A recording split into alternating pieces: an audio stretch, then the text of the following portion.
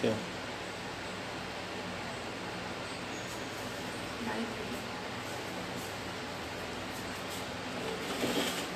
Hello.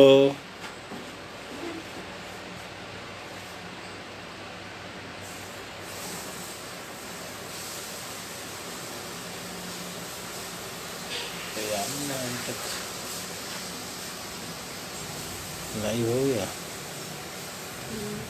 2 लोग देख रहे हैं।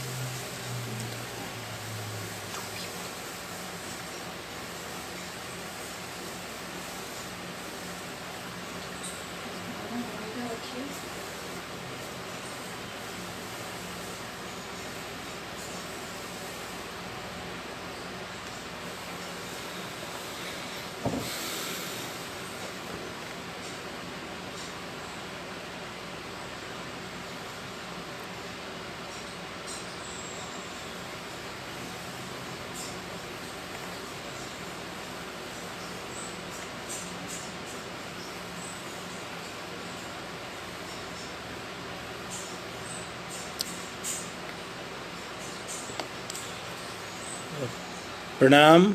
मेरी आवाज़ पहुंच रही है? सृजन संदर्भ लिखकर बताएं।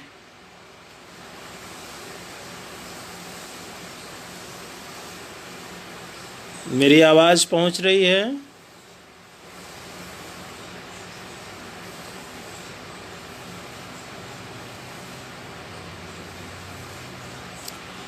मेरी आवाज़ पहुंच रही है? दिलीप भैया आप दिख रहे हैं, लिखकर बताएं। आवाज़ में स्पष्टता है? जी जी। 2-4 मिनट और रुक लूं? अभी 4 लोग जुड़े हैं केवल।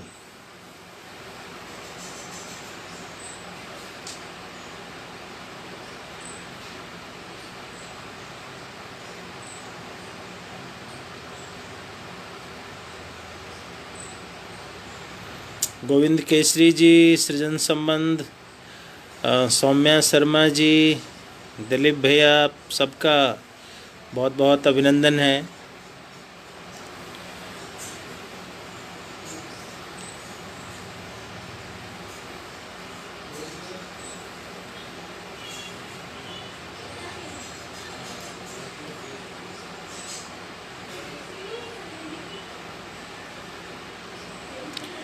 जी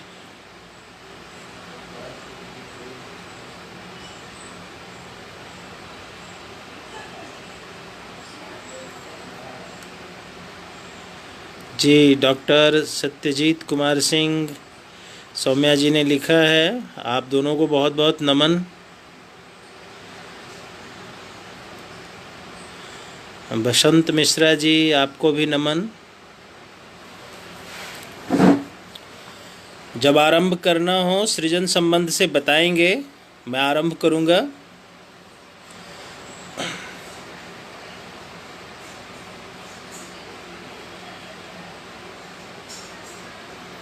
मनोज जी नमस्कार, प्रणाम।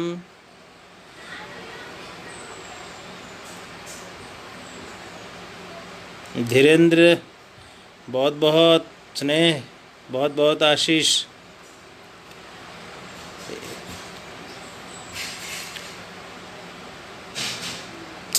मुझे लगता है मैं आरंभ कर दूं। सृजन संबंध लिखकर बताएं।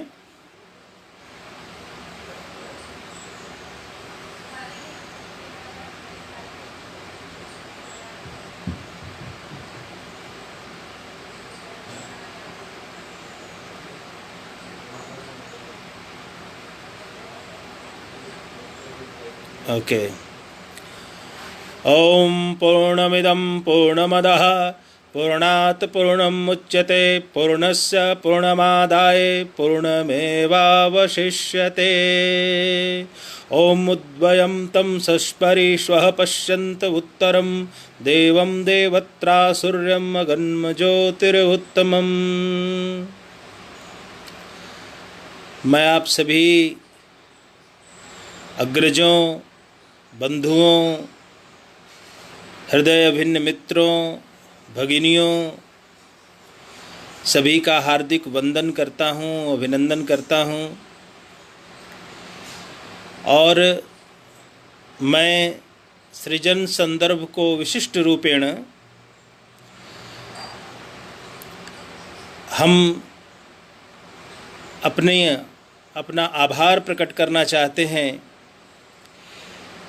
कि उन्होंने यतिराज दंडी स्वामी,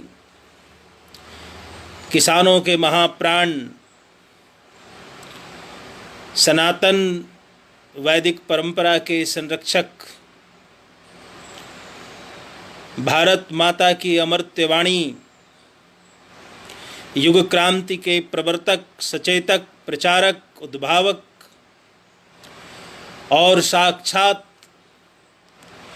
आदि शंकराचार्य और महर्षि सायण के अवतार यतिराज स्वामी सहजानंद सरस्वती के उस सौरभ और विपुल ज्ञान के ऊपर बोलने का अवसर दिया है, जो कहीं न कहीं हमारी विमर्श की धारा में उपेक्षित सा हो गया है। हमने स्वामी सहजानंद सरस्वती को लेकर दो अवधारणाएं विकसित की।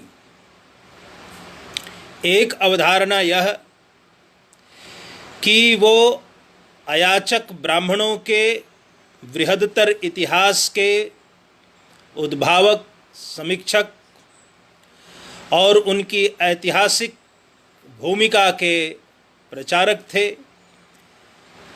दूसरा जो हमने संदर्भ लिया वो उनके राजनीतिक जीवन से लिया कि वो किसानों और श्रमिकों के नायक थे।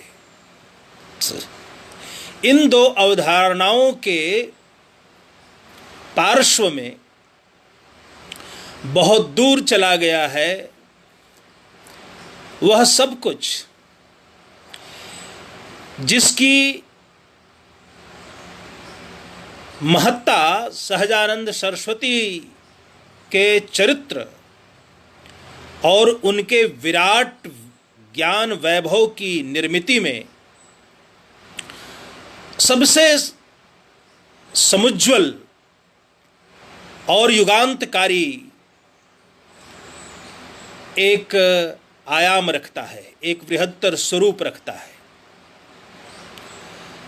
हम ऐसा क्यों कह रहे हैं? सबसे पहले तो इस बिंदु पर ही विमर्श होना चाहिए। स्वामी जी किसान क्रांति के जनक थे, वंदे अन्नदातरम सूत्र के सूत्रधार थे। भारत में सार्वजनीन सार्वक्षत्रिक महाक्रांति के नायक थे। यह उनका एक जीवन का राजनीतिक पक्ष है। इनसे परे, इनसे दूर स्वामी जी ने भारतीय शास्त्रों का जो अवगाहन किया, भारत के ब्राह्मणोचित कर्मकांडीय परंपरा के ऊपर जो कुछ भी लिखा, वह भी वाग विमर्श की धारा में, हमारे चिंतन की धारा में, हमारे लेखन की धारा में, सब में सम्यक रूप से सम्मिलित किया जाना चाहिए। और आज का जो विषय है, इसकी सार्थकता इसमें ही समाहित है कि स्वामी जी ही प्रथम ऐसे व्यक्ति थे जिन्होंने भारत की समस्त स्मृति पुराणादि आधारित कर्म कांडीय परंपरा का उपबृंहन एक विराट पुस्तक में किया, उसको पुस्तक में निबद्ध किया। और जो बिखरे हुए सूत्र थे, जो नानाविध दोषों से, नानाविध उच्चारणिक दोषों से, मात्रात्मक त्रुटियों से और लौकिक दोषों से, विस्मृति दोषों से भर चुका था, उसको उन्होंने एक शास्त्रीय स्वरूप दे दिया। तो स्वामी जी की महत्ता कई बातों में निहित है। एक बड़ा दुष्प्रचार है कि वो ब्राह्मणवाद के विरोधी थे। एक बड़ा दुष्प्रचार है कि वो बड़े अक्खड़ सन्यासी थे और केवल उनका मतलब किसानों से था। वो धर्म छोड़कर राजनीति में आ गए। पहला बिंदु तो यही है कि इस देश में शंकर इस राष्ट्र के हित में कर्मकांड से ऊपर उठकर भारतवाद, भारत के सांस्कृतिक राष्ट्रवाद के प्रणेता बने या नहीं बने। शायण ने वेदों का भाष्य लिखा और एक भारत दृष्टि पैदा की या नहीं पैदा की, ये सायण ही विद्यारण्य थे जिन्होंने विजयनगर साम्राज्य किया।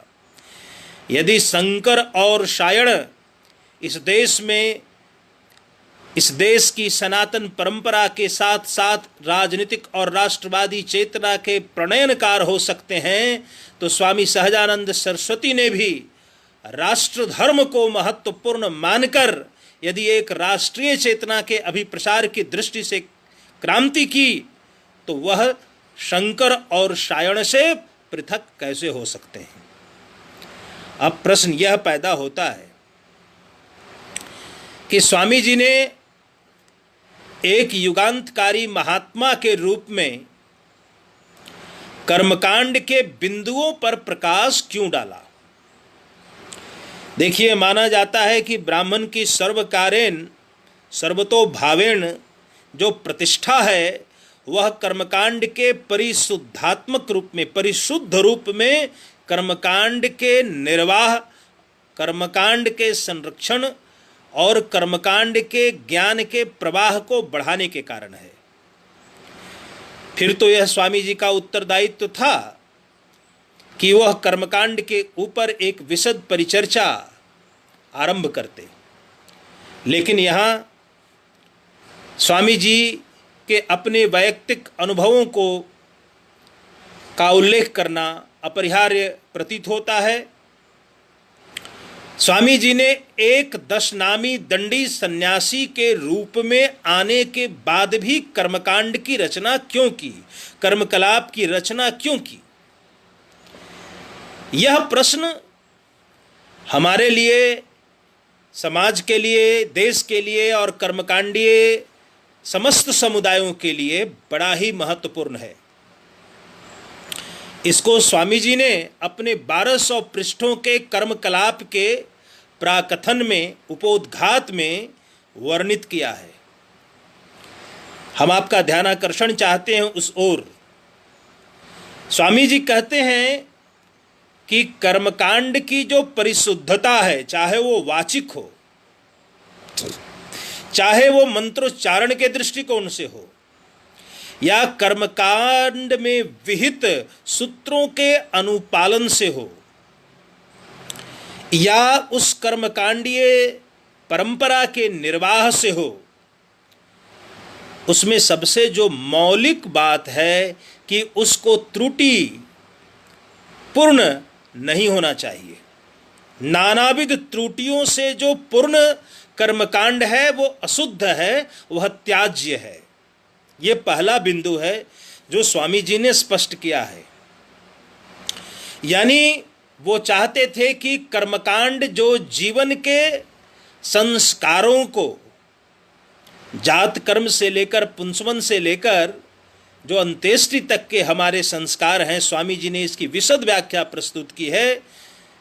16 संस्कार हैं, कुछ के अनुसार, धर्मशास्त्रों के अनुसार 40 भी हैं, 48 भी हैं, लेकिन जो मुख्य रूप से 16 संस्कार हमारे सनातन जीवन पद्धति के हैं, उसके समुचित अनुपालन में विषयगत, नियमगत और प्रक्रियागत ये तीनों ही प्रकार की शुद्धियां अपरिहार्य हैं। स्वामी जी जिस समाज को देख रहे थे, अयोध्या की घटना है। अयोध्या में उन्होंने बड़े बड़े कर्मकांडियों को देखा, वो रागमय गायन कर रहे थे लेकिन अशुद्धिपूर्ण।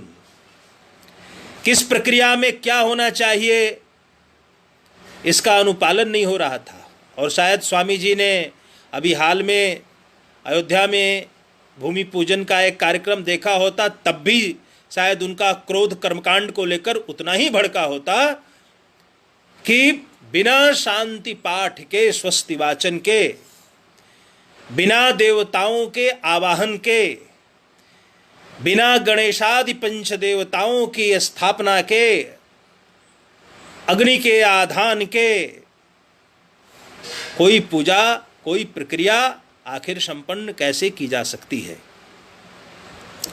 ब्राह्मणत्व के संचेतना में और विकास में कर्मकांड एक व्यापक याज्ञिक प्रक्रिया है, अगन्याधान की प्रक्रिया है। यह प्रकृति से मनुष्य को और मनुष्य के मनोविज्ञान को धर्म सम्मत बनाए रखने का एक प्रायोजित कर्म विधान है। और कर्म का मतलब हम लोग जानते हैं, और कांड का मतलब होता है का मतलब संपूर्ण, अंड मतलब संपूर्ण अंडवत प्रकृति।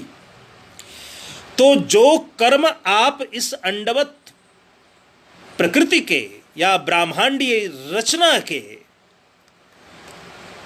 सृष्टि सृजन की क्रियागति को समझते हुए और उसको सांकेतिक रूप में परिलक्षित करते हुए करते हैं, वही कर्मकांड है। स्वामी जी ने कर्मकलाप में इसकी व्याख्या की है कि संकेताक्षर हैं, संकेत चित्रों का प्रयोग होता है, संकेताक्षरों का प्रयोग होता है, सांकेतिक ध्वनियों का प्रयोग होता है।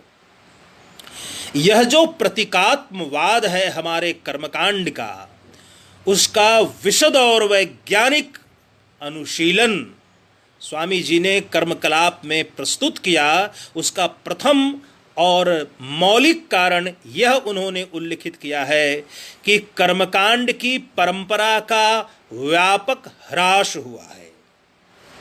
जो लोग कर्मकांडीय ब्राह्मण होने का दावा करते हैं, उन्होंने स्वयं इस कर्मकांडीय परंपरा का एक विगलित और विद्रूप स्वरूप आज समाज के समक्ष प्रस्तुत किया है।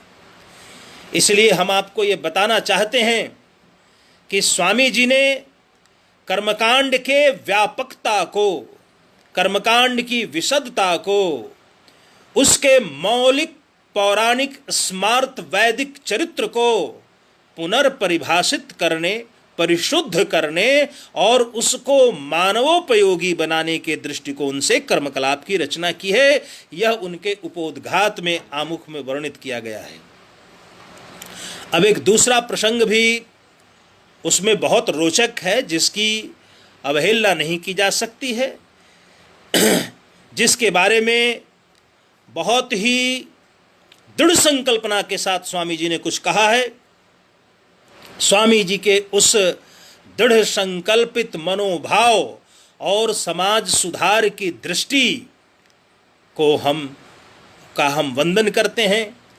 और आप देखिए कि स्वामी जी क्या लिखते हैं कि वैसे तो चारों वर्णों के लिए कर्मकांड विहित है। मुख्य रूप से 3 वर्ण के लोग, जिसे त्रिवर्ण कहते हैं, ब्राह्मण क्षत्रिय वैश्य, इसमें तो कर्मकांड को स्वयं से भी करने का बड़ा प्रचलन रहा है।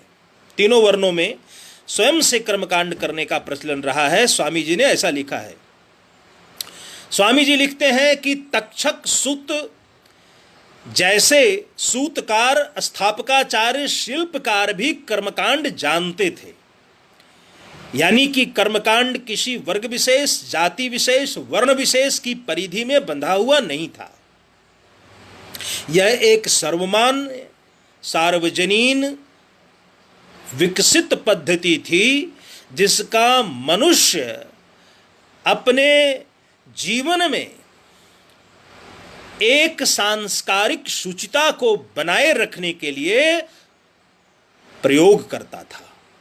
कारण क्या था कि मन की शुद्धि, वचन की शुद्धि और कर्म की शुद्धि। मनसा वाचा कर्मणा, यदि आप किसी कर्म में संलग्न होते हैं तो वह कर्म आपके जीवन की आशावादी प्रवृत्तियों को संपुष्ट करता है। यही कर्मकांड का मनोवैज्ञानिक पक्ष है।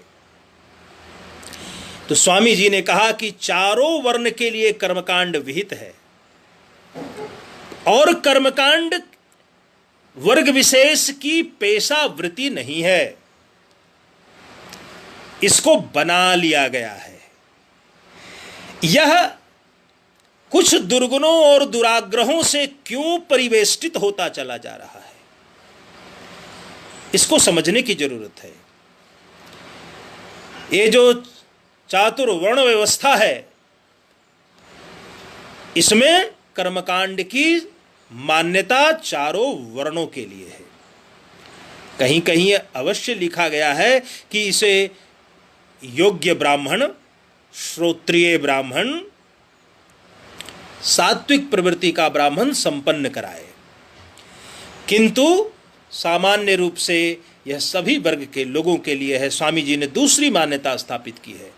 अब तीसरा प्रश्न स्वामी जी ने खड़ा किया है कि यदि कर्मकांड से जुड़ा हुआ ब्राह्मण ही स्वयं कर्मकांड के विशद और वैज्ञानिक स्वरूप और उसके सात्विक स्वरूप, उसके सनातन स्वरूप, उसके पौराणिक चरित्र, उसके स्मार्त चरित्र, उसके वैदिक चरित्र, उसके परंपरागत चरित्र को नहीं जानता है, तो वह कर्मकांड कराने का अधिकारी है या अनधिकारी है?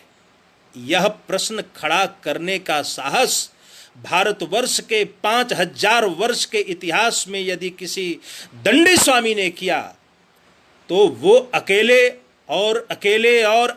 केवल सहजानंद सरस्वती हैं। और ये प्रश्न स्वयं में एक गंभीर क्रांतिवाद है पौरोहित्य के नाम पर समाज में आए व्यावसायिक वृत्ति के विरुद्ध। स्वामी जी ज्वलंत विद्रोह थे, ज्वलंत क्रांति थे, क्रांतिमय चेतना थे। उनके क्रांति की एक ही पृष्ठभूमि, पृष्ठाधार नहीं है जिसको किसान आंदोलन कहते हैं। आप आइए और कर्मकांड के धरातल पर देखिए। लेकिन अब इसमें दो पक्ष हैं। कुछ लोगों ने यह अर्थ निकाल लिया कि स्वामी जी ने कर्मकांड के ऊपर कर्मकलाप नामक पुस्तक जाति विशेष के लिए लिखी या कुछ एक वैसे ब्राह्मण समाज के लिए लिख दिया जो ब्राह्मण कर्मकांड से दूर जा चुके थे। भूमि लाभ प्राप्त करके, जमींदारी दंभ को पालकर, धन और ऐश्वर्य के कारण या शास्त्र ज्ञान से दूर होने के कारण जो भी कुछ था। तो क्या स्वामी जी ने इन पुस्तक को जो एक विराट रूप दिया, उससे प्राथमिक लाभ किसको होना था? दोनों अर्थ हैं, दोनों संदर्भों को समझा जा सकता है। पहली बात, जो कर्मकांड करा रहा था उसके पास एक पुस्तक पहुंची जो सारगर्भित थी, नियमानुकूल थी, जिसमें क्रमबद्ध विवेचन शास्त्र सम्मत और शास्त्र संबद्ध मत से किया गया था। तो लाभ तो कर्मकांडी को भी था, जो कर्मकांड कराने वाले उनको भी था, और सामान्य सभी सनातनियों के लिए था। तो हम कह सकते हैं कि कर्मकांड के ऊपर स्वामी जी ने जो कर्मकलाप पुस्तक लिखी, वह विशुद्धतम रूप से सनातन धर्म के अंदर आए हुए कर्मकांड की विकृति को दूर करने के लिए एक सुसम्यक प्रयत्न था, एक वैज्ञानिक प्रयत्न था, एक लेखकीय प्रयत्न था। अब इसमें स्वामी जी की कुछ एक अन्य बातों का भी उल्लेख करना जरूरी है, तभी हम इसके सारगर्भित पक्षों को समझ सकते हैं। और स्वामी जी इन सारगर्भित पक्षों को यहाँ पर लिख रहे हैं। ये बड़ा ही रोचक है और इससे पता चलता है कि कर्मकलाप के लेखक के रूप में स्वामी जी ने किस प्रकार की कर्तव्य निष्ठता का पालन किया है। वो लिखते हैं कि बहुत सारे मंत्र ऐसे हैं जिसकी पुनरावृत्ति होती है, कहीं कहीं हमने उनका पुनरुक्ति को आवश्यक समझा है। कई जगह हमने उसको लिखा है। जैसे एक उदाहरण मैं देता हूँ कि जब आप गणेश की प्राथमिक उपासना के बिना कोई पूजा कर्म नहीं कर सकते, तो गणेश के मंत्र तो हर पूजा पद्धति में आएंगे ना। आप कहेंगे ओम गणानान्त्वा गणपति घुं हवामहे, ओम निधिनान्त्वा निधिपति घुं हवामहे, ओम प्रियणान्त्वा प्रियपति घुं हवामहे, ये तो आप कहेंगे ही कहेंगे, इसकी पुनरुक्ति होगी। तो यह जो पुनरुक्ति का प्रश्न है, ये उन्होंने स्वीकार किया है कि कुछ पूजा पद्धतियां हमारी ऐसी हैं जिसमें मंत्रों की पुनरुक्ति को हमने सम्मिलित किया है। यह एक महत्वपूर्ण बात है। अब स्वामी जी दूसरी बात कहते हैं कि लेकिन ये पुस्तक क्लिष्ट नहीं हो जाए, दुष्कर भाष्य नहीं हो जाए, विवेचना की दृष्टि से यह दुरूह और दुष्प्रक्ष नहीं हो जाए, इसलिए हमने इसकी भाषा को अत्यंत ही सरल हिंदी में रखा है और मंत्रों के शास्त्रीय संदर्भ को हमने उल्लिखित करना आवश्यक नहीं समझा है। क्योंकि यदि हम लिखने लगेंगे कि ये उत्तर मीमांसा से गृहीत है, ये धर्मसूत्र से गृहीत है, ये स्मृति से गृहीत है, ये शूल्ब सूत्र से गृहीत है, ये श्रौत सूत्र से गृहीत है, ये गृह सूत्र से गृहीत है, तो इस संदर्भों का भार पुस्तक में बहुत अधिक बढ़ जाता और इसीलिए हमने कल्प के विधान को, श्रौत के विधान को, गृह सूत्र के विधान को, धर्मशास्त्र के विधान को हमने कहाँ से उद्धृत किया है, इसको हमने नहीं लिखा है। ये स्वामी जी ने स्पष्टतः यहाँ वर्णित कर दिया है। तो दो बातें हमने और देखी कि स्वामी जी कह रहे हैं कि हमने इसको सरल हिंदी में लिखा है क्योंकि यह सर्वजन ग्राह्य, सर्वजन संवेद्य, सर्वजन समधिगम्य हो। यह भाषा सभी सनातनियों को समझ में आए कि वो कौन सा कर्म कर रहे हैं। अब एक बात और उन्होंने लिखा जो बहुत महत्वपूर्ण है। एक बात वो लिखते हैं कि ये सब कुछ लोकोपकार के भाव से लिखा गया है, यानी लोक, सामान्य व्यक्ति, सामान्य जीवन जीने वाला व्यक्ति अपने धर्म की पद्धति को समझ पाए। क्योंकि जब लिखित नहीं है, सर्वजन उपलब्ध ही नहीं है, तो वह धर्म को समझेगा कैसे, वह कर्मकांड की महत्ता को कैसे समझेगा। तो जब कर्मकांड की महत्ता को नहीं समझेगा तो कर्मकांड की उपादेयता क्या हुई। कर्मकांड की उपादेयता क्या भोजन करना होगा। वो स्वामी जी ने व्यंग्यात्मक रूप में लिखा है, स्वयं पूड़ी खीर हलवा से हम अपना पेट भरें और अपने परिवार का पेट भरते रहें, क्या भारत का कर्मकांड इसी के लिए बना है। ये बात थोड़ी सी हो सकता है किसी के लिए अरुचिपूर्ण हो, किसी को थोड़ा सा लगेगा कि हमारे ऊपर प्रहार है, लेकिन मित्रों, भाइयों, बहनों, स्वामी जी का भाव पक्ष समझिए। वो एक प्रज्ञावान कर्मकांड पोषक व्यक्ति के रूप में, सामान्य तौर पे दंडी स्वामी कर्मकांड करने से, कराने से, कर्मकांड वाचन करने से मुक्त होता है। और उसमें भी स्वामी जी तो परमहंस परिव्राजकाचार्य सरस्वती थे, उनको कर्मकांड के ऊपर कुछ कहने की जरूरत क्यों पड़ गई, ये एक मौलिक प्रश्न है।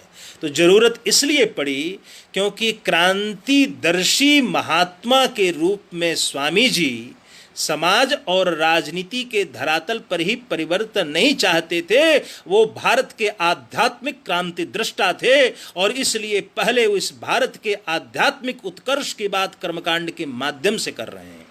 यह एक बहुत ही महत्वपूर्ण बिंदु है जिसके ऊपर हम लोगों को विचार करना चाहिए।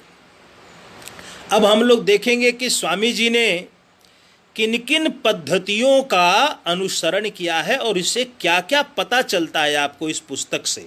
कर्म क्लास पुस्तक का एक मैं समझता हूँ कि शास्त्रीय और समालोचनात्मक विश्लेषण मैंने आज तक सुना नहीं। मैंने अपनी ओर से कोशिश की है इसके बृहत्तर संदर्भ को समझने के लिए। तो इसमें हम 3 प्रकार के खंडों में पूरी पुस्तक को हम बांट रहे हैं, जो स्वामी जी ने खुद बांटा है। कहीं न कहीं वो दिखता है। एक कर्मकांड का ज्ञान, दूसरा ज्योतिष का ज्ञान और तीसरा कर्मकांडीय पद्धति में मंडल रचना, वास्तु विधान के दृष्टिकोण से जिन मंडलों का निर्माण होता है, जैसे सर्वतोभद्र मंडल, जैसे परम साइक मंडल, जैसे मंडुक मंडल, तो मंडलों की विशिष्ट आकृतियों का निर्माण और उसका गणित कैसे है। और इन सब में एक बात बड़ी महत्वपूर्ण है जो परिलक्षित होती है कि स्वामी जी ने कितना विराट अध्ययन किया। उत्तर मीमांसा का केवल नहीं, वो वेदांतिक साधु तो थे, वो शंकर के अवतार तो थे। कर्मकलाप लिखकर स्वामी जी ने यह साबित किया, यह प्रमाणित किया कि वह संयुक्त रूप से कुमारिल भट्ट और शंकराचार्य दोनों की वाग्धारा, दोनों की ज्ञान धारा, दोनों के शास्त्रीय मीमांसाओं के प्रतिनिधि थे। कुमारिल के पंथ को, बादरायन के पंथ को, उन्होंने जैमिनी के पंथ को नहीं छोड़ा है। कर्मकांड को और वेदांत को दो अलग अलग दृष्टियों से देखा है और दोनों को अलग अलग भावभूमियों पर उसी रूप में खड़ा किया है, जैसे कभी उत्तर मीमांसा को खड़ा किया गया था, जैसे कभी वेदांत को खड़ा किया गया था। तो इस प्रकार जो स्वामी जी ने अपने विपुल ज्ञान का परिचय दिया है, उसमें एक बात बहुत ही उल्लेखनीय है। उल्लेखनीय क्या है कि स्वामी जी ने काल गणना की पद्धति का जो वर्णन किया है वो अद्भुत है, अनुपमेय है। और कितने ही संवत्सरों की, पंचांगों की परंपराओं का एक विराट विश्लेषण किया है। और कैसा विश्लेषण किया है? जो समाधान के उपायों को खोजकर, अन्वेषित कर हमारे समक्ष प्रस्तुत करता है। यह ऐसी प्रस्तुति है काल गणना की। ज्योतिष में स्वामी जी लिख रहे हैं, मैं पहले ज्योतिष प्रकरण पे ही जा रहा हूं, फिर कर्मकांड पे आऊंगा और फिर बीच में तीनों में मैं जाता रहूंगा, क्योंकि उससे ही ये थोड़ा सा प्रभावी बन पाएगा। देखिए वो कहते क्या हैं कि ज्योतिष के बिना कर्मकांड संभव नहीं है, क्योंकि कर्मकांड की पद्धति मुहूर्त की पद्धति पर आधारित है। अब यह है कि ये मुहूर्त की पद्धति क्या है, ये स्वामी जी ने गणितीय सूत्रों से समझाया है कि भारत की काल गणना की पद्धति क्या है। और मैं आपको दावा करता हूं, इतने सरल शब्दों में भारतीय काल गणना की पद्धति शायद ही किसी अन्य पुस्तक में आपको मिले, जहां स्वामी जी लिखते हैं कि 24 मिनट का एक दंड होता है और 2 दंड के बराबर, 2.5 दंड के बराबर 1 घंटा होता है, यानी कि 60 मिनट का 1 घंटा होता है। दिन और रात को मिलाकर दिन में 15, रात में 15, ऐसे 30 मुहूर्त होते हैं। और इस 30 मुहूर्तों में 2 देवता ऐसे हैं, ब्रह्मा और शिव, हर मुहूर्त के देवता हैं ब्रह्मा और शिव, जो दिन में भी होते हैं, रात में भी होते हैं। तो यानी इनके देवता की संख्या हो गई 28, मुहूर्त की संख्या हो गई 30। और एक जो मुहूर्त होता है वो मध्यकाल का होता है, जिसको अभिजीत मुहूर्त कहते हैं, तो उसको गौण मान लिया जाता है, तो हो जाती है संख्या 27। ये 27 नक्षत्र माने जाते हैं। 27 नक्षत्र के साथ 12 राशियां हैं, 9 ग्रह हैं। और भारतीय जो काल गणना की जो पद्धति है वह इन्हीं ग्रहों की गति और ग्रहों से ग्रहों की दूरी के आधार पर किस प्रकार निर्धारित किए गए हैं, और फिर इसी को हम काल गणना या मुहूर्त का आधार बनाकर हम पंचांग पद्धति में सम्मिलित कर पाए हैं। और उस पंचांग पद्धति के जो 5 अंग हैं उसमें महत्वपूर्ण है तिथि, वार इत्यादि की गणना। वही आधार है हमारे संपूर्ण कर्मकांडों को करने की नियत तिथि का। और उसके साथ साथ हम ये कह सकते हैं कि किस समय इसका आरंभ हो।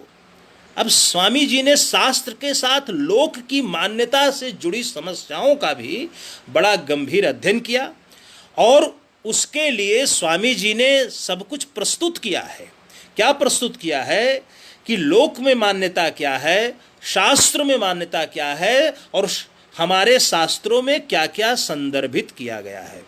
तो यहाँ देखिए एक बड़ी रोचक बात स्वामी जी ने लिखी है जो आपको अन्यत्र ग्रंथों में शायद कम मिलेगी, कि 12 बजे रात्रि से दिन बदल जाता है, अगली तिथि बदल जाती है। ये हमें लगता है कई बार कि ये विदेशी पद्धति है, और स्वामी जी का शोध कितना सारगर्भित यहाँ है कि वो कहते हैं कि नहीं, महाभाष्यकार पातंजलि ने इस पद्धति का सर्वप्रथम उल्लेख किया है। मैंने बहुत सारे ज्योतिषीय ग्रंथ भी देखे हैं और बहुत सारे कालगणना की पद्धति पे मेरी एक डॉक्यूमेंट्री भी बनी हुई है मेरे द्वारा लिखी हुई। लेकिन ये बात मुझे बड़ी रोचक लगी कि स्वामी जी ने कहीं भी कोई चीज़ लिखी है तो वो शास्त्रीय मान्यता को खंडन करने की नहीं है। अब यहाँ एक बात समझें, क्या स्वामी जी ने कर्मकलाप आर्य समाज जैसी कोई पुस्तक लिखी है? उत्तर है बिल्कुल नहीं। वो किसी भी कर्मकांड का अपनी इच्छा से संक्षेपीकरण नहीं कर रहे हैं। क्या स्वामी जी ने श्री राम शर्मा आचार्य जी के गायत्री माता की उपासना पर आधारित एक कर्मकांडीय पद्धति जैसी कोई नई पद्धति विकसित की है? ऐसा भी नहीं है।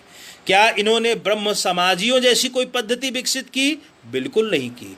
फिर ये तो स्वामी जी की कर्तव्यनिष्ठता और ईमानदारी है कि उन्होंने किसी नवीनता की, किसी काट छांट की, किसी नए आग्रह की और दुराग्रह पूर्ण रूप से पूर्ण स्थापित परंपरा के उच्छेदन की कोई कोशिश नहीं की है। जो कुछ भी उन्होंने लिखा है वो शास्त्र सम्मत है, समाज सम्मत है, लोक सम्मत है, लोक वंदित है, लोक प्रचलित है और शास्त्रीय मान्यताओं के भी अनुरूप है। उन्होंने देशज परंपराओं की ओर भी हमारा ध्यान आकृष्ट किया है। और स्वामी जी कहते हैं कि दिन के परिवर्तन के लिए भारत में जो पहर का प्रावधान था काल गणना में, तो रात्रि के तीसरे पहर के बाद चौथे पहर से ही दिन का परिवर्तन माने जाने की भी एक पद्धति थी। इस पद्धति का भी उन्होंने उल्लेख किया है। ये भी बड़ी विशद और वैज्ञानिक है। और फिर उन्होंने लोक पद्धति की बात की है कि जिसमें सूर्योदय होता है उसी में सूर्यास्त माना जाता है, और इस प्रकार की पद्धति भी लोक प्रचलित पद्धति है। अब स्वामी जी पुनः एक खगोलीय ज्योतिषीय विश्लेषण में जाते हैं और कहते हैं कि भारत की जो मध्य रेखा है, भारत की जो देशांतर, मध्य देशांतर जो गुजरती है रेखा, वह कुरुक्षेत्र से, उज्जैन से, कांचीपुरम से होकर गुजरती है। इन सभी इस रेखा के जहाँ से गुजरती है वहाँ हमारे प्रसिद्ध तीर्थस्थल हैं। अब स्वामी जी कहते हैं कि इस मध्यांतर की रेखा से पूर्व और पश्चिम में दिन के बदलने की जो पद्धति है, नए दिन को प्रतिष्ठापित करने की जो पद्धति है, वह पद्धति बड़ी वैज्ञानिक पद्धति है। यानी कि स्वामी जी पुरातन को पुरातन मानकर, पुरातन को एक प्रकार से दृढ़ प्रकार की और अनुपयोगी संस्था और एक अनुपयोगी नियमावली मानकर उसका उत्सादन नहीं करते हैं, बल्कि उसमें वैज्ञानिकता को ढूंढने का प्रयत्न करते हैं। तो हम सांकेतिक रूप से ही बात करेंगे क्योंकि ये विषय बहुत गंभीर और बहुत बड़ा है, तो हम पूरी कालगणना पद्धति पर बात नहीं कर सकते। लेकिन इतना कह सकते हैं कि कालगणना की भारतीय पद्धति का उन्होंने उल्लेख किया है और कई बातें आपको बड़ी स्पष्ट हो जाती है कि वो बृहत संहिता, लघु जातक, बृहद जातक और भास्कराचार्य प्रणीत पुस्तकों के गंभीर अध्ययन के बाद ये कह रहे हैं, इससे स्वामी जी के विराट ज्ञान और उनके कौशल का पता चल पाता है कि कोई व्यक्ति कर्मकांड के ऊपर पुस्तक केवल और केवल छोटे मोटे संदर्भों से नहीं ले रहा है।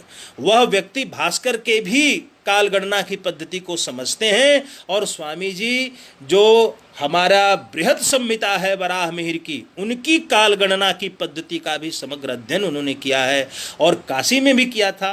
वो मिथिला गए, दरभंगा गए, वहाँ भी कर्मकांडीय पद्धति का उन्होंने बहुत विशद अध्ययन किया है। और इसीलिए जो सार्वक्षेत्रिक परंपराएं हैं, सार्वदेशिक परंपराएं हैं, उन सब का उन्होंने वर्णन करके लिखा है कि कहाँ किस गोत्र के लोग छांदोग ब्राह्मण हैं, किस गोत्र के लोग कहाँ अध्वर्यु हैं, कहाँ किस क्षेत्र के लोग वाजस्नेयी संहिता का पालन करते हैं।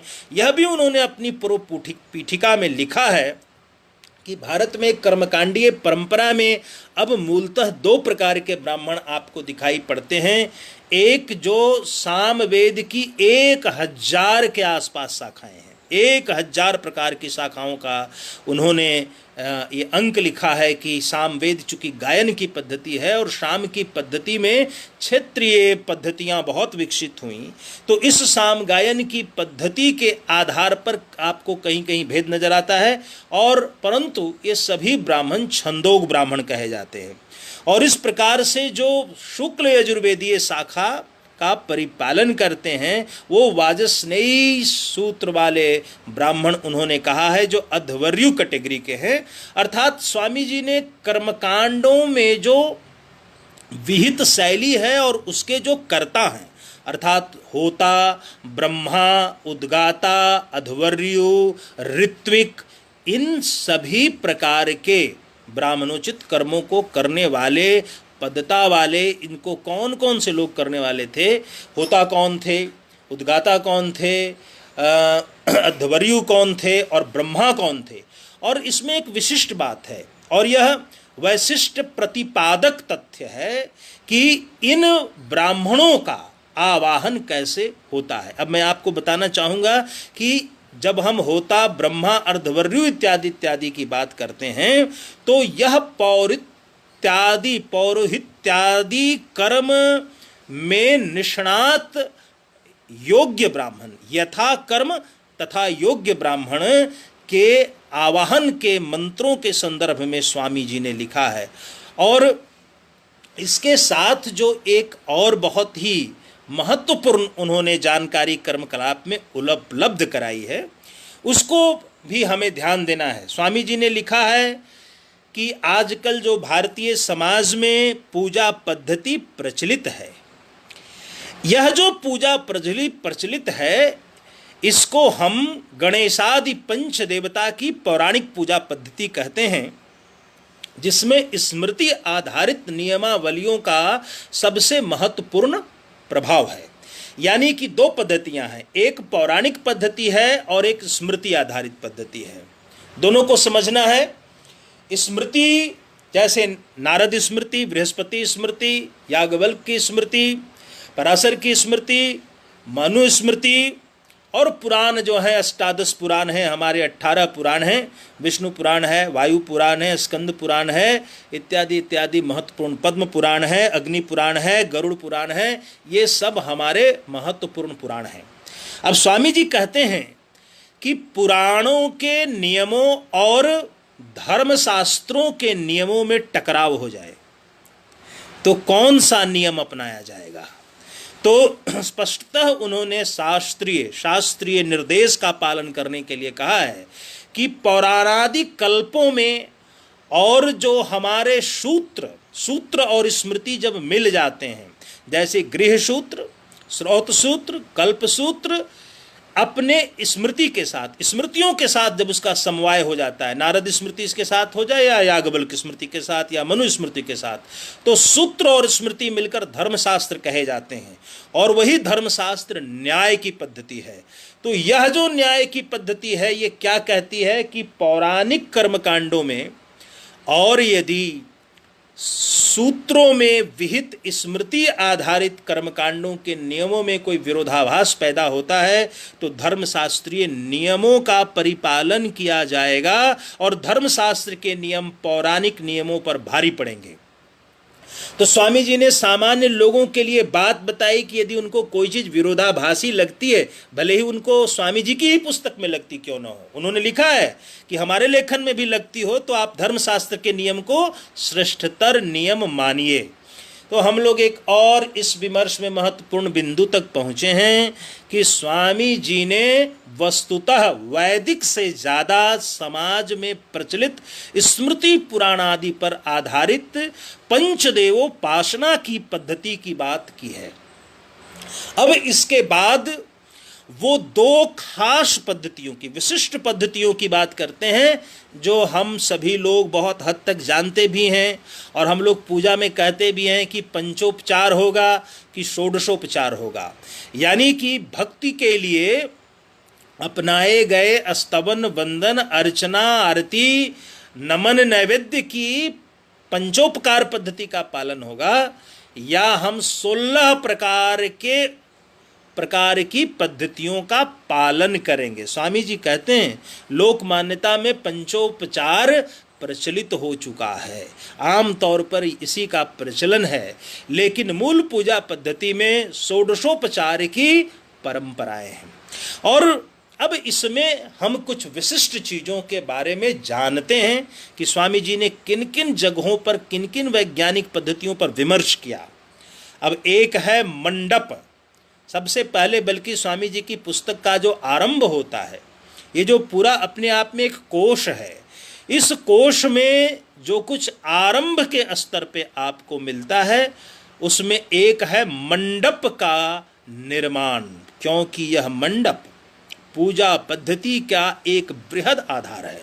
देखिए, मैं आपको बताऊं कि वेदिका की स्थापना, यूप की स्थापना, मंडप की स्थापना, अग्नि का चयन, अग्नि का आवाहन, यज्ञादि कार्यों के निमित्त समिधाओं का संग्रह और जो याज्ञिक प्रक्रियाएं हैं, इनका विशद ज्ञान ही ब्राह्मणत्व है। और स्वामी जी ने इन सभी के ऊपर एक बहुत ही गौरवशाली और बहुत ही, हम कह सकते हैं, विस्तारित विमर्श प्रस्तुत किया है।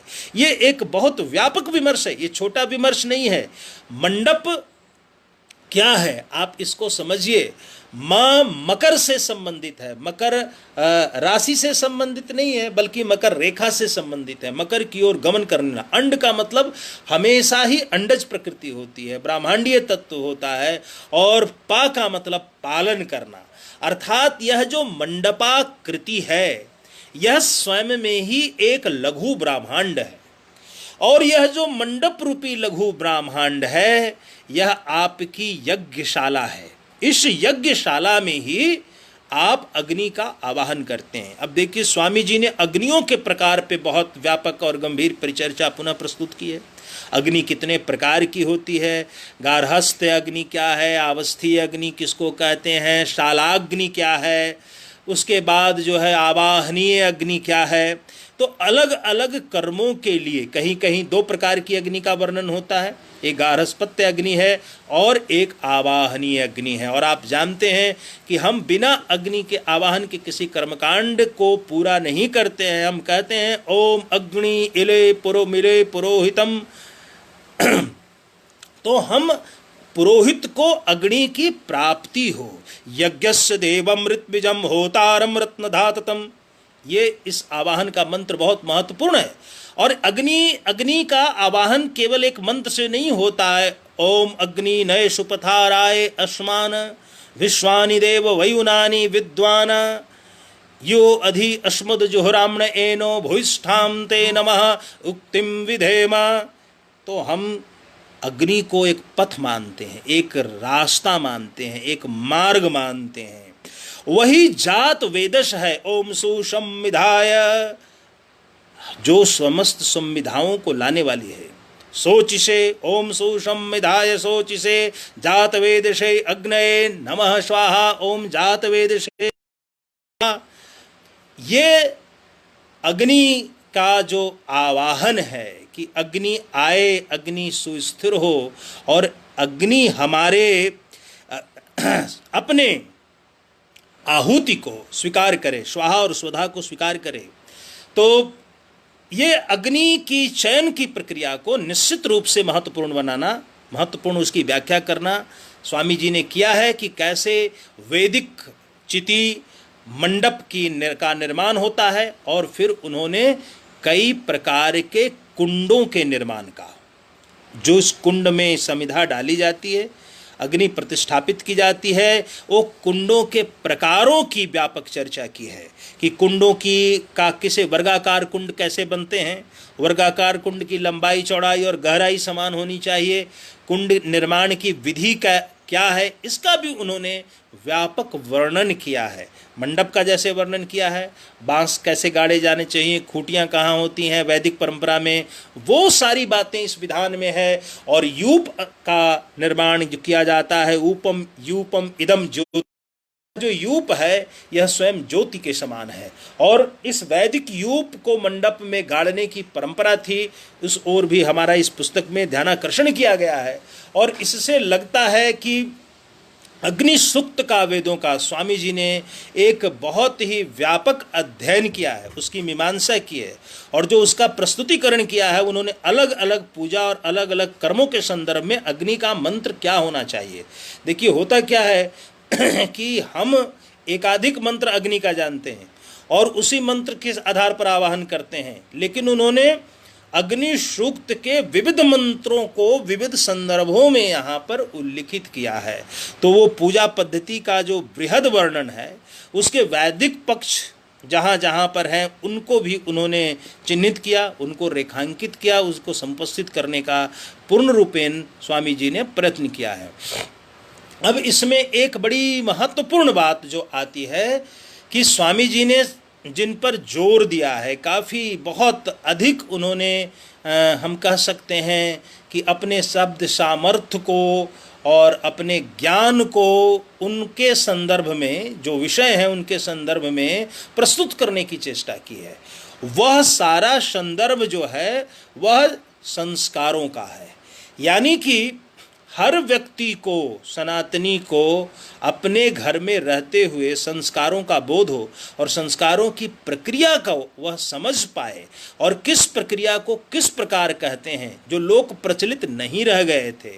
देखिए मैं उदाहरण दे सकता हूँ, स्वामी जी ने जात कर्म का, सीमंतोन्नयन का, निष्क्रमण का और अंत्येष्टि से संबंधित अंत्येष्टि की पूरी प्रक्रिया का उन्होंने, दशम कर्म क्या है, एकादश कर्म क्या है, द्वादश कर्म क्या है, इन सभी का विराट वर्णन किया है। इतना ही नहीं, आपको एक प्रसंग मिलेगा कि जो व्यक्ति मृत्यु शैया पर है और गोदान की परंपरा है, धेनु के दान की परंपरा है, तो धेनु के दान के परंपरा के मंत्र आपको शायद ही कहीं मिले।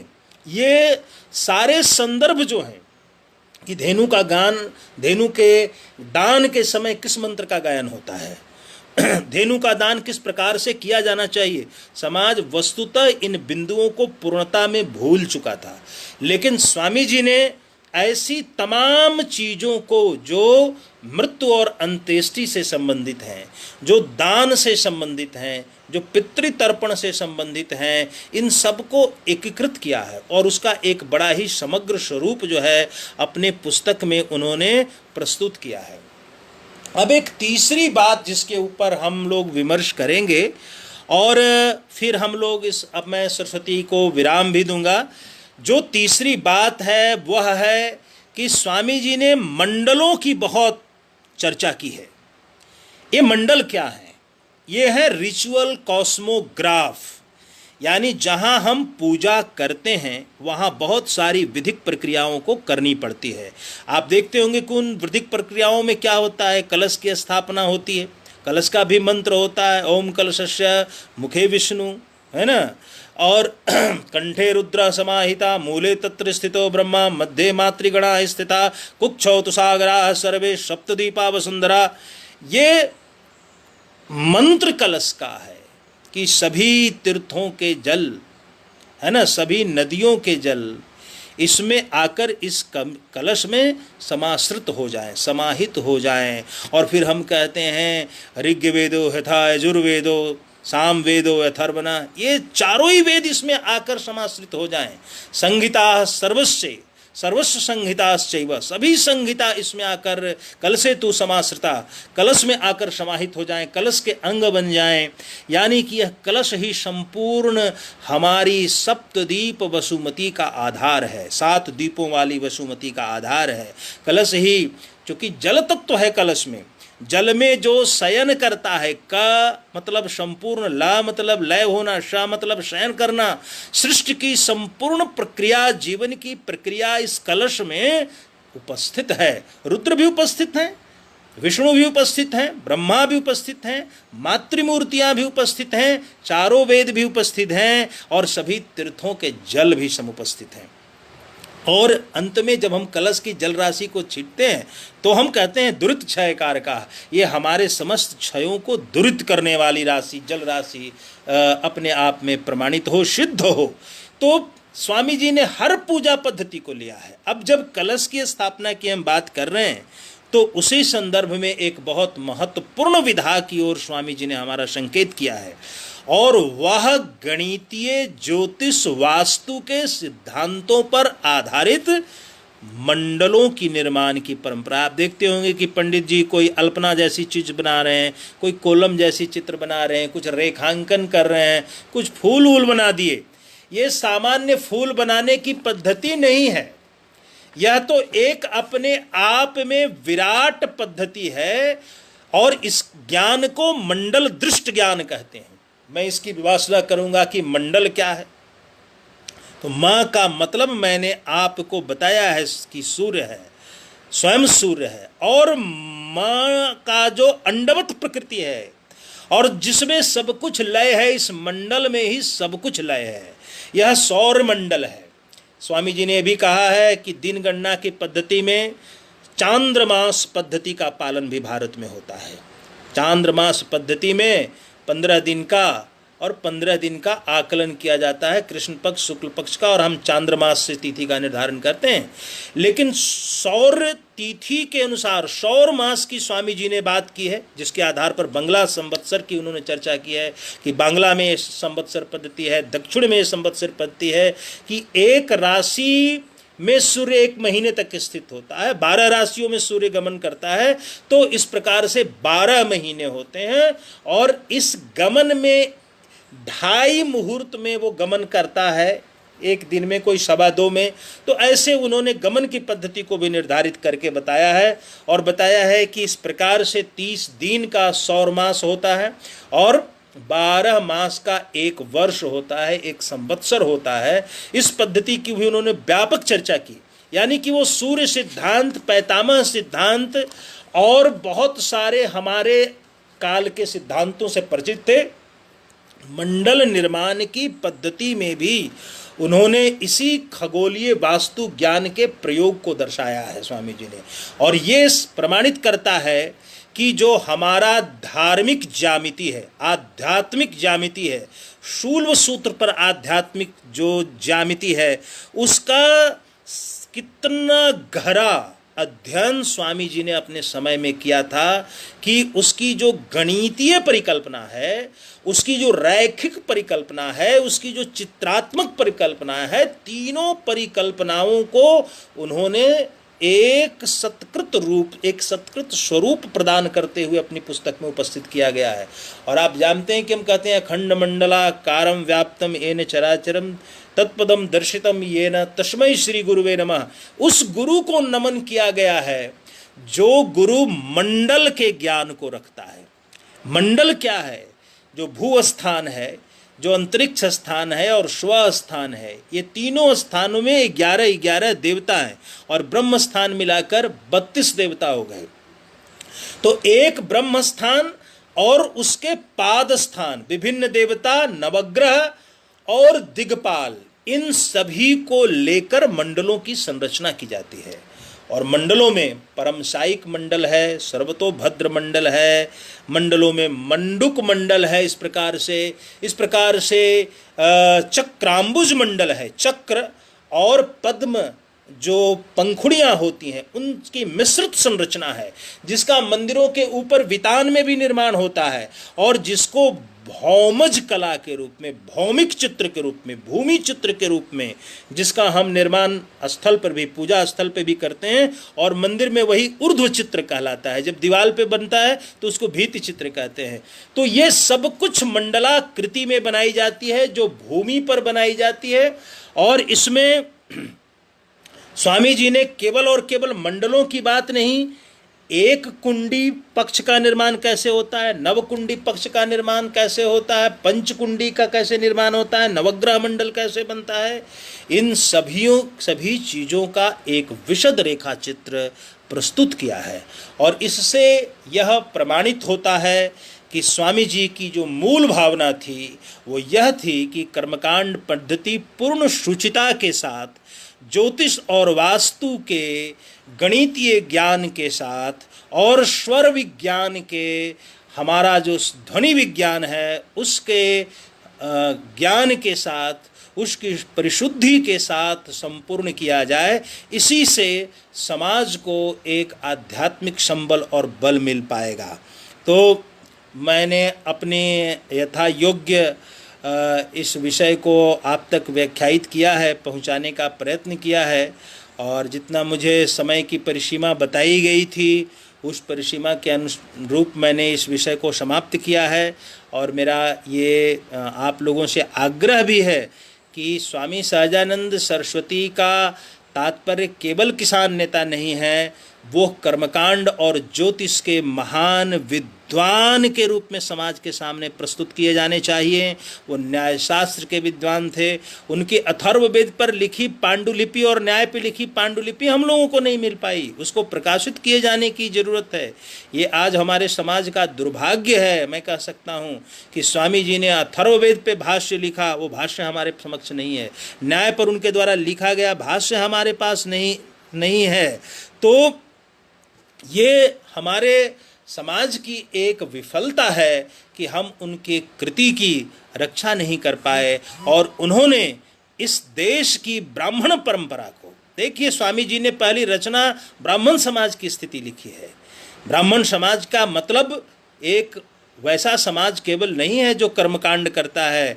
स्वामी जी ने ऐसे सुसुप्त होते हुए लोगों को जगाया और बताया कि भूमि अग्रहार भोजी ब्राह्मण अलग अलग देश के खंडों में किस प्रकार से रहे हैं और कर्मकांड उन्होंने किया है। अब इस एक मूल प्रतिष्ठापना की बात करें, जब पूर्णानंद सरस्वती जी ने उनको कहा कि भूमिहार ब्राह्मण तो बहुत जगह कर्मकांड करते हैं, तो गाजीपुर में ऐसा बहुत प्रचलन नहीं था। वो उनको प्रयाग लेकर गए। प्रयाग में पंडों की कई थातियाँ भूमिहार ब्राह्मणों की थी, वहाँ कर्मकांड प्रचलित था। काशी में भी जो काशी विश्वनाथ का मंदिर है, उसके प्रथम पुजारी अहिल्याबाई ने तारापुर गांव के भूमिहार ब्राह्मण को प्रतिष्ठापित किया था। गया औरंगाबाद में अब देव सूर्य मंदिर में भी भूमिहार ब्राह्मणों के पास इसका पौरोहित्य था। गया के गोलावर पंडे भूमिहार ब्राह्मणों की शाखा थे। चतरा के मंदिर में जो भद्रकाली मंदिर है वो मदेशिया भूमिहार ब्राह्मण पुजारी थे। तो स्वामी जी, अच्छा एक बात और भी इस मामले में महत्वपूर्ण है कि त्रेटपाली जैसे कई मठ स्वामी जी के आंदोलनों के पूर्व अस्तित्व में आ चुके थे और वहाँ भी कर्मकांडीय परंपरा के ऊपर बहुत अधिक बल था। जो आचार्य राजेंद्राचार्य सूरी के द्वारा स्थापित वैष्णव परंपरा थी उसमें कर्मकांड थे। और इसी प्रकार से बिहार में बहुत सारे वैष्णव मठ थे, चाहे वो चरौत मठ हो, चाहे वो सुबा मठ हो, चाहे वो गोविंदपुर मठ हो, चाहे वो पातेपुर मठ हो या पतेड़ मठ हो या जलगांव मठ हो, ये सभी मठ, चाहे बुधौली मठ हो, ये सभी वैष्णव परंपरा के मठ थे। और यहाँ भूमि अग्रहार ब्राह्मण थे और इनके पास कर्मकांड की विशद परंपरा थी। ये अनुमान नहीं लगाना चाहिए कि स्वामी जी ने ये जो पुस्तक लिखी उसका मतलब था कि पुरोहिती का निश्चित रूप से एक आंदोलन खड़ा करना चाहिए। वो चाहते थे कि पुरोहिती कर्म का आश्रय लोग ले सकते हैं, परंतु इसका मतलब ये नहीं था कि अलग अलग स्थानों पे हमारे पूर्वज पौरोहित्य नहीं कर रहे थे, वो पौरोहित्य कर रहे थे। एक विभ्रम का मैं और खंडन करना चाहूँगा जिसका स्वामी जी ने स्वयं खंडन किया है अपनी पुस्तक में। मेरा जीवन संघर्ष में लिखा है कि कभी भी दंड धारण करने के मामले में स्वामी जी का किसी से कोई विरोधाभास नहीं हुआ था। यह एक आत्मश्लाघा से पीड़ित प्रचारक लोगों का मिथ्या द्वंद्ववाद है। मैं यहाँ बताऊं कि पूर्णानंद सरस्वती भी दंड स्वामी थे, नरसिम्हानंद भी थे और स्वामी जी से वर्षों पूर्व वाराणसी के बहुत बड़े दंडी स्वामी आचार्य जिनका मूल नाम वसंत कुमार प्रधान था, वो भूमानंद सरस्वती के नाम से बहुत बड़े दंडी स्वामी आचार्य हुए थे। तो हम लोग ये कह सकते हैं कि स्वामी जी विलुप्त होती हुई चीज़ों को पुनर्स्थापित करना अवश्य चाहते थे, परंतु इसका मतलब ये नहीं था कि समाज के जिस वर्ग का उनको नेता मान लिया जाता है, जबकि वो सभी समाज के थे, वह समाज कर्मकांड से च्युत हो चुका था। ऐसा बिल्कुल सत्य नहीं है। कर्मकांड सभी ब्राह्मणों के लिए है, सभी वर्णों के लिए है और सनातन धर्मी संपूर्ण मानवता के लिए है, सृष्टि के लिए है। इन्हीं शब्दों के साथ मैं आज का जो ये व्याख्यान है माँ शारदा भवानी के मंत्र के साथ समाप्त करता हूँ। ओम महोवर्णः सरस्वती प्रचेतयति केतुना धियो विश्वा विराजति। ओम हरि ओम। नमस्कार।